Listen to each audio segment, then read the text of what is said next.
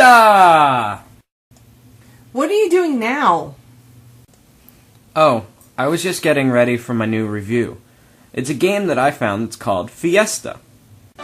Fiesta Online keeps it simple. You can choose from warrior, cleric, archer, or mage. Each one you can be either a guy or a girl. I think I'll be a guy this time. And apart from setting the name, the only thing you can change is you have 3 different hairstyles and 3 different weird bluish purple colors. Alright, here we go. Looks kind of festive already. The game has a real cartoony look about it. It looks like it jumped off of an anime cartoon.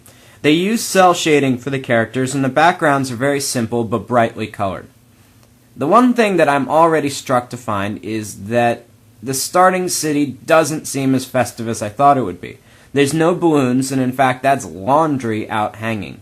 Maybe it's going to get better when we go out.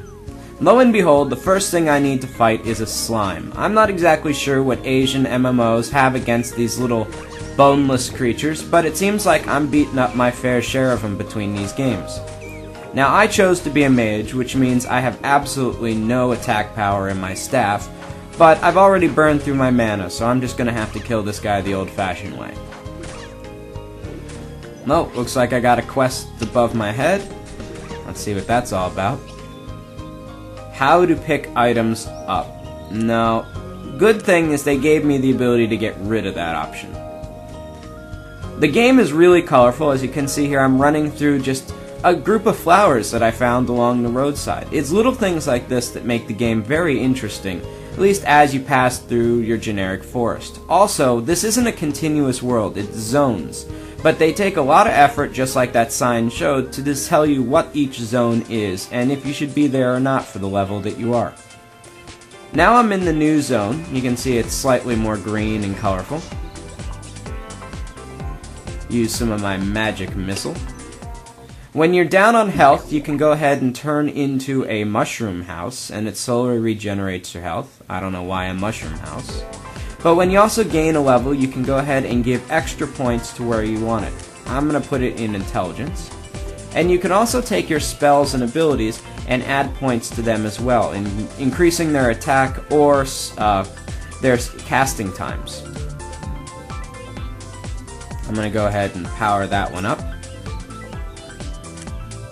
To get new abilities, you have to buy scrolls to learn them.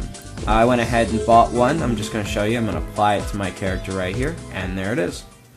There is a large collection system in this game, and it uses kind of this timing game in order to tell you how much you can collect from each item. I guess the closer you get to that little bar, the better your the drop is. There's a big building, kind of a crafting system on those items that you create. And you can choose between 5 different things. I guess you can swap them out as you see fit. The only downside is you have to buy the recipes later on. So even though you have the items, you're going to have to spend the gold to buy the recipes before you can make anything. Back in town, the blacksmith breaks up his armor about every level or 2, so as you progress through the game, you're constantly changing your character and you're not looking at the same one for too long. And when you go to the skills master, you can see that the skills are all broken up pretty much the same way too. There's only 4 mage skills, so that's a little disappointing, but it's a free-to-play game, so I can't argue. All in all, Fiesta Online is a great and accessible game. It's easy to play, and as you can see, the world map is pretty big, and it's got, about 4 or 5 dungeons in it, so I'm sure it'll keep you busy for quite a while.